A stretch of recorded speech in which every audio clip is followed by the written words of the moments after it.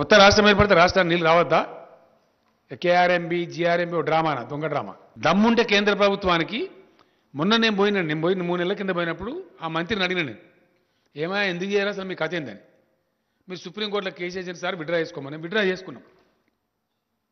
Now I'm demanding mister Gajendra Singh Shekhawat, నువ్వు నాకు ఇచ్చిన మాట ప్రకారం నువ్వు నిజాయితీ ఉంటే ఇమీడియట్లీ రెఫర్ టు ట్రిబ్యునల్. మాకు తేల్చండి, తెలంగాణ నీటిపాట తేల్చండి, మాకు ఎంత వస్తే అంత వస్తుంది. మీకు ట్రిబ్యునల్కి రెఫర్ చేయడానికి 7 ఏళ్ళ కేంద్ర ప్రభుత్వానికి. First tell me that,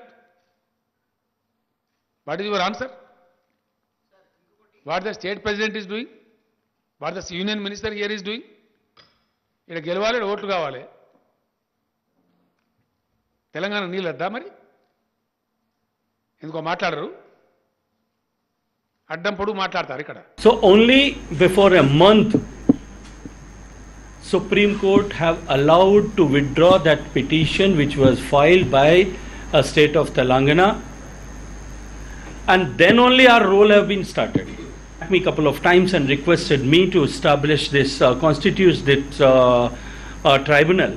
I wish to understand how am I responsible for the delay of 7 years, which was happened just because they have chosen to file a case in the Supreme Court. So for the delay caused by himself or the state only, how we, the government of India, can made responsible? And after a long discussion with both the governments, we have notified the jurisdiction of both the boards. Honorable Chief Minister KCR Saab, he comments like this, that this is a big drama.